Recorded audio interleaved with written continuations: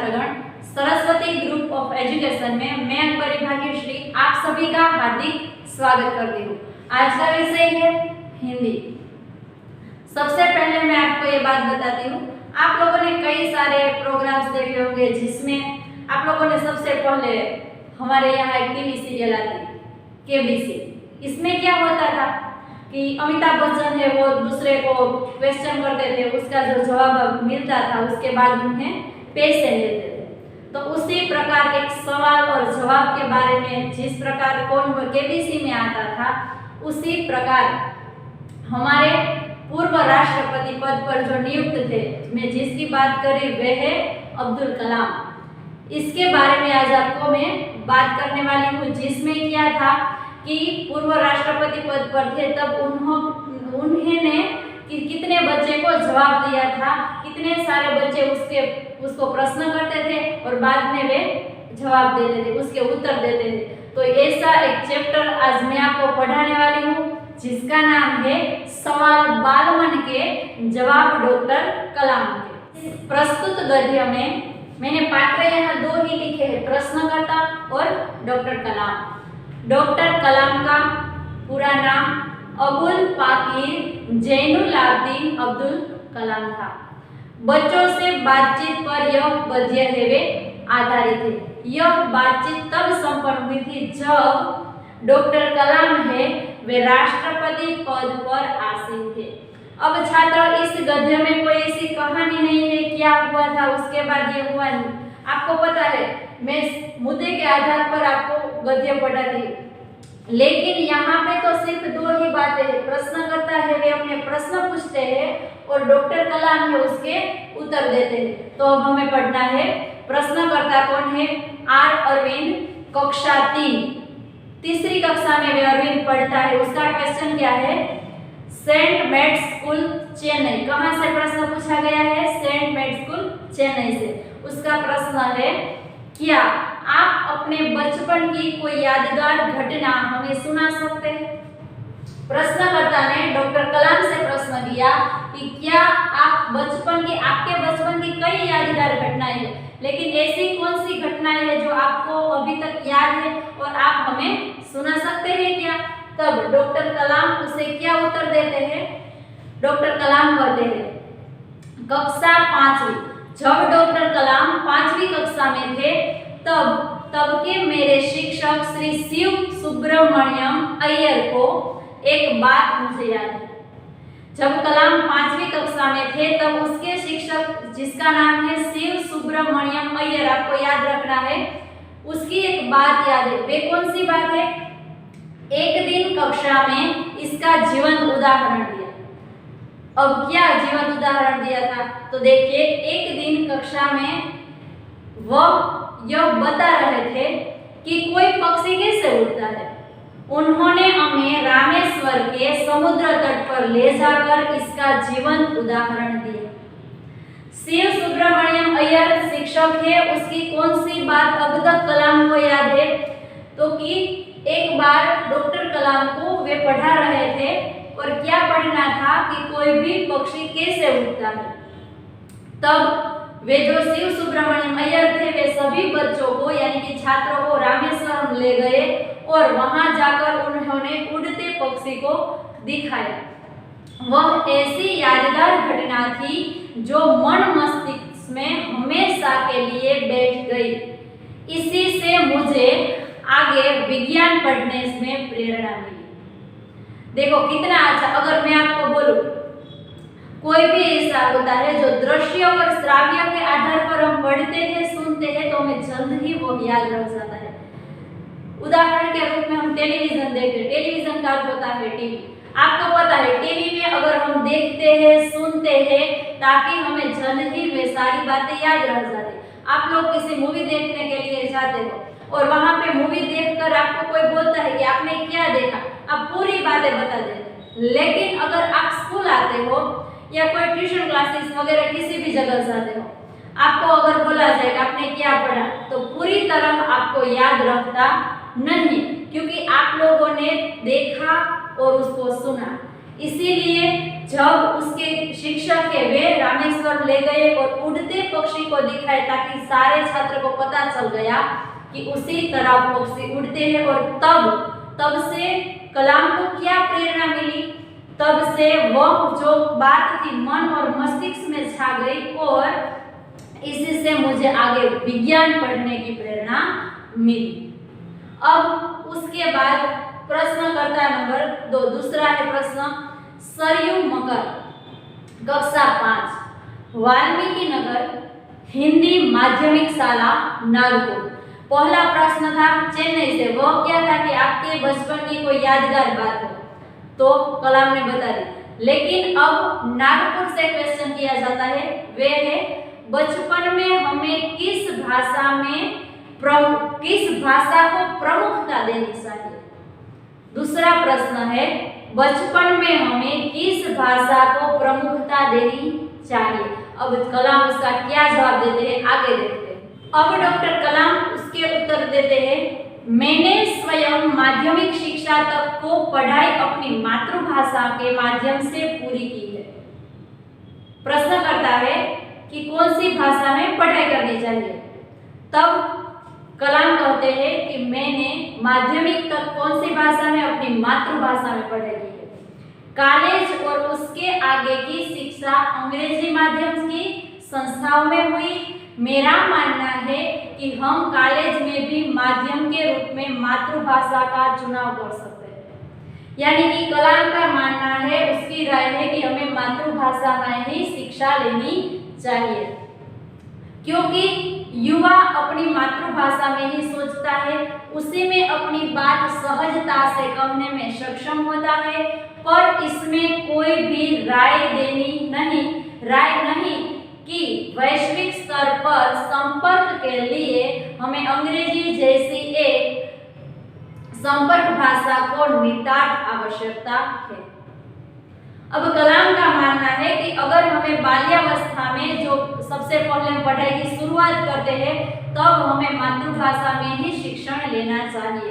अगर ऐसा है, खुद कलाम ने भी माध्यमिक शिक्षा कौन सी भाषा में ली थी, अपनी मातृभाषा में, तो वे कहते हैं इसमें भी कोई ऐसी बात नहीं। अगर हम आगे चलते तो हमारी संपर्क की भाषा कौन बन जाती है, अंग्रेजी। इसलिए उसके ज्ञान की भी आवश्यकता है, लेकिन हमारे माध्यम है वे क्या होना चाहिए, मातृभाषा होना चाहिए, ऐसा डॉक्टर कलाम कहते हैं। जो तीसरा प्रश्न करता है वो कौन है, अर्श पटेल, कक्षा 5, चंदूलाल विद्या मंदिर मुंबई। पहला चेन्नई से था, दूसरा नागपुर। अब तीसरा प्रश्न है मुंबई से। पहला क्या था कि आपकी बचपन की कोई ऐसी बात जो आपको अभी तक याद हो, आपको अच्छी लगती हो। दूसरा कि हमारे जो बचपन का जो शिक्षण होता है वो कौन सी भाषा में लेना है। और उसके आगे जो तीसरा क्वेश्चन है वे है, यदि हम आपकी तरह बनना चाहे तो हमें क्या करना चाहिए। बहुत ही अच्छा क्वेश्चन किया है कि अगर हम आपकी तरह बनना चाहे तो हमें ऐसा क्या करना चाहिए जिसके कारण हम आपकी तरह बन सके। तब कलाम कहते हैं, जब आप युवा अवस्था में कदम रखें, जब आप युवा अवस्था में कदम रखें, आप युवा अवस्था में पहुंच जाए, तब आपको जीवन में लक्ष्य निर्धारित कर लेना होगा। लक्ष्य अगर पता है ना, लक्ष्य अगर हमारा कोई लक्ष्य या ध्येय निश्चित ना हो तो मानवीय है जो लोग है वे अपनी मंजिल तय नहीं कर सकता, मंजिल तक पहुंच नहीं सकता। इसीलिए अगर हम युवा अवस्था में आते हैं तभी हमें हमारा ध्येय निश्चित कर लेना होगा। हमेशा कुछ बड़ा सोचो, ऐसा ही है ना, हम जो कुछ भी सोचते हैं वैसा ही होता है। इसीलिए छात्रगण हमें हमेशा पॉजिटिव ही सोचना चाहिए। उसी प्रकार कलाम भी कहते हैं कि हमेशा ऊंचा सोचो, उसके बाद कोई बड़ा सोचो। ऐसा जैसे ही यह अनुभूति हो कि आप आखिर बनना क्या चाहते हैं, अगर आपको पता चल जाए कि मुझे यही बनना है, तभी से उस दिशा में प्रयास और श्रम आरंभ कर दो। अगर आपको पता है कि आपको पायलट बनना है तो उसी में लग जाओ, कोई पुलिस अफसर बनना है तो ऐसा ही करो, इतनी पढ़ाई करो, इतनी ट्रेनिंग लो ताकि आपका जो ध्येय है वहां तक आप पहुंच सको। उसके बाद कहने का अर्थ है कि जी तोड़ मेहनत करो। सबसे ज्यादा जरूरी कोई चीज है ना तो वे हमारी मेहनत है। अगर हम नसीब के भरोसे बैठे रहे और ऐसे कहे कि हे ईश्वर तुम मुझे ये दे दो तो कोई कुछ नहीं मिलेगा। आपको एक बात बता दूं, हमेशा अपने नसीब के भरोसे नहीं बैठना चाहिए, क्योंकि नसीब में अगर वैसा लिखा है कि अगर मैं प्रयास करूं फिर तब भी मिलेगा, इसीलिए हमें नसीब के भरोसे बैठे रहना चाहिए नहीं, बल्कि मेहनत करनी चाहिए। ज्यों-ज्यों आप आगे की ओर बढ़ोगे आपका सामना बाधाओं तथा कठिनाइयों से होगा। कलाम कहते हैं जिस तरह आपने एक ध्येय निश्चित कर लिया, आप आगे बढ़ रहे हो, जिस तरह आप आगे बढ़ते हो उसमें आपका रास्ता मुश्किलों से भरा होगा, लेकिन आपको क्या करना है, समस्याओं को पराजित करने में महारत हासिल करनी होगी। समस्या को पराजित करने, एक बात है ना, ये मत कहो खुदा से मेरी मुश्किलें बड़ी हैं, ये मत कहो खुदा से मेरी मुश्किलें बड़ी हैं, ये मुश्किलों से कह दो मेरा खुदा बड़ा है। तो जिस प्रकार क्या है उसको ऐसा नहीं मेरी मुश्किलें इतनी है, मेरी मुसीबत है, मैं दुखी हूँ, ऐसा नहीं करना है, लेकिन हमें हिम्मत से काम लेना है और आपको अपने अंदर दृढ़ साहस पैदा करना होगा। हमारे मन में एक विश्वास होना चाहिए, साहस होना चाहिए कि मैं ये कर सकता हूँ। अब क्या होगा, साहस पैदा हो जाएगा तो समस्याओं को पराजित करने में महारत हासिल भी हो जाएगी, तभी जीवन में सफल हो पाओगे। पहले यह जरूरी है कि आप निरंतर ज्ञान अर्जित करो।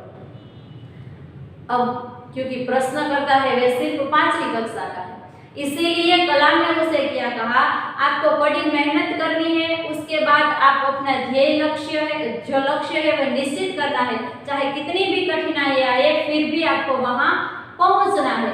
और अब क्या करना है, बाद में आगे तुम्हें यह सब करना है, लेकिन सबसे पहले तुम्हारे लिए क्या जरूरी है, ज्ञान अर्जन करना, यानी कि अभ्यास में ध्यान देना, आगे बढ़ना, यही तुम्हारा अभी कर्तव्य है। उसके बाद चौथा प्रश्न करता, जो क्वेश्चन नंबर 4 है, प्रश्न करता है वे कलाम से कहता है, वे कौन है, चिराग जैन, कक्षा 7वीं कक्षा से प्रश्न कर रहा है। क्या कहता है, बॉम्बे, कैम्ब्रिज, अंधेरी, पश्चिम मुंबई से। इसका प्रश्न है वह कौन सी बड़ी चुनौती है जिसका सामना हमें आज भी करना पड़ रहा है। कलाम से प्रश्नकर्ता कहता है वह चुनौती कौन सी है जिसका सामना हम आज भी करते हैं, वे चुनौती को हम पार ही नहीं कर सकते, ऐसी कौन सी चुनौती है हमारे लिए। तब कलाम उससे कहता है कि भारत को सन 2020, अब क्या हुआ, भारत को सन 2020 तक एक विकसित राष्ट्र के रूप में परिवर्तित करना और देश के 1 अरब से अधिक नागरिकों के चेहरों पर मुस्कान देखना, यही राष्ट्र के सक्षम और सबसे बड़ी चुनौती है। 2020 अब आ गया है, हम लोग जो यहाँ पे हमारा जो समय चल रहा है वो क्या है, 2020 का। और कलाम ने क्या कहा था कि भारत को 2020 में एक विकसित राष्ट्र के रूप में बनना है, परिवर्तित कर, क्योंकि अब हमारा जो देश है वे विकासशील है, अमेरिका है वे विकसित है, तो हमारे भारत यानी पूरे राष्ट्र को क्या 2020 तक बनाना है, इसमें कौन सी बात परिवर्तित करनी है, हमारे राष्ट्र को विकसित बनाना है। ये हमारे देश के लिए पूरी सबसे बड़ी चुनौती है। और उसके बाद क्या कहा कि 1 अरब से अधिक नागरिकों के चेहरों पर क्या लानी है, मुस्कान लानी है, यही राष्ट्र की सबसे बड़ी चुनौती है। इसके बाद का प्रश्न है, हर चांडक, कक्षा 7, डॉक्टर एस राधाकृष्णन विद्यालय, मलाड, मुंबई से। वे कहता है आपकी दृष्टि में साहस की परिभाषा क्या है? आप किसे साहस कहते हो? ऐसा प्रश्नकर्ता किसे पूछता है? डॉक्टर कलाम को।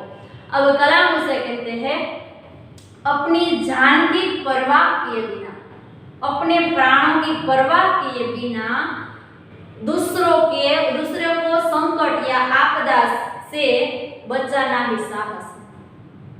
अगर ऐसा है, कोई व्यक्ति है वे दुखी है और वे खुद मुश्किल परिस्थिति में फंस चुका है, लेकिन हमें अपनी जान की परवाह किए बिना अगर हम उसको बचाते हैं तो वे हमारा साहस है, वे हमारा सबसे बड़ा साहस है।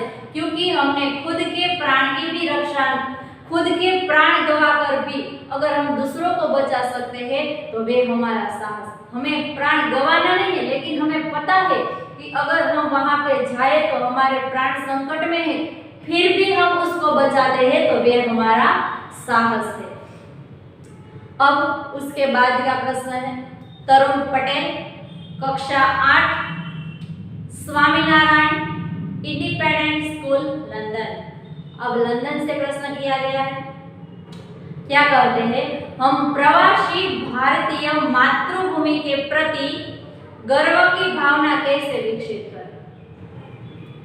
हम प्रवासी भारतीय मातृभूमि के प्रति, हमारी जो मातृभूमि है वे भारतीय है, उसके प्रति हम गर्व की भावना कैसे विकसित कर सकते हैं? ऐसा प्रश्नकर्ता कलाम से पूछता है। तब कहता है भारतीय मूल का कोई भी व्यक्ति एक बृहद भारतीय परिवार का अंग है। अगर भारतीय मूल का कोई भी व्यक्ति है ना तो वे पूरे भारतीय पारिवारिक का एक अंग है और उसे हमारे देश को सांस्कृतिक विरासत पर गर्व है। आप लोगों को पता है, आप लोगों ने पढ़ा भी होगा, सुना भी होगा कि हमारी भारतीय संस्कृति है वे महान है, तो उसको सांस्कृतिक विरासत पर गर्व है। अब सौभाग्य से आप लोग ऐसी स्थिति में है कि अपनी मातृभूमि से अच्छी तरह से जुड़े हुए हैं और यही आपके लिए गौरव की बात है। आपको पता है कलाम ने उसको उत्तर दिया, उसने ऐसा कहा कि ऐसी कौन सी बात है जो हम भारत भूमि के लिए गर्व ले सके। तब कलाम ने कहा कि अगर आप यहाँ पे होते हुए भी अपने भारत भूमि के साथ जुड़े हुए हैं तो वे आप भारतीय पारिवारिक का एक अंग है और अभी तक जुड़े रहने से ही आप है वे क्या है, आपको यही बात का गौरव लेना होगा कि आप मातृभूमि के अच्छी तरह से जुड़े हुए हैं। इससे बड़ा कोई गर्व हो ही नहीं सकता, इससे बड़ा कोई गौरव हो ही नहीं सकता। इसीलिए आपके लिए सबसे बड़ी बात यही है कि आप उसके साथ जुड़े हुए हैं, आप भारतीय पारिवारिक का एक अंग है। अब उसके बाद है सत्यम, कक्षा 10, जिला स्कूल मुंगेर। वहां से क्वेश्चन किया गया है, जो भी बच्चे आपके मिलते हैं, आपसे मिलते हैं, क्या प्रश्न करता है कि जो भी बच्चे आपसे मिलते हैं वे कहते हैं कि वे प्रसिद्ध वैज्ञानिक, इंजीनियर, डॉक्टर आदि बनना चाहते हैं, पर किसान, मजदूर और कलाकार भी किसी राष्ट्र के लिए उतने ही महत्वपूर्ण है। हम ऐसे ही परिवारों से आते हैं, हमारे लिए आपका क्या संदेश है?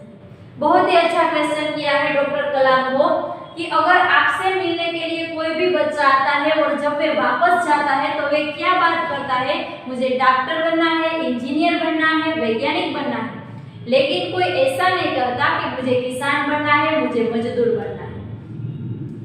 तो आपका इस सब के लिए क्या संदेश है? आप इस सब के बारे में क्या कहना चाहते हैं?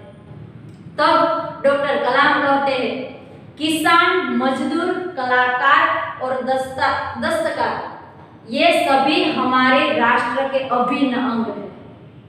किसान, मजदूर, अगर किसान नहीं होगा, कोई खेत पैदा से उत्पन्न नहीं होगी तो हम लोग खाएंगे क्या? तो वे सब है, वे अभिन्न अंग है और राष्ट्र निर्माण में हमें उन सभी की सेवाओं को समान रूप से दरकार है। ये सब जो हमारे राष्ट्र के लिए, हमारे देश के लिए जो कुछ भी कर रहे हैं, हमें उसकी दरकार है। और उसके आगे कहते हैं आप सभी को चाहिए कि अपने अपने क्षेत्रों में खूब उन्नति करें।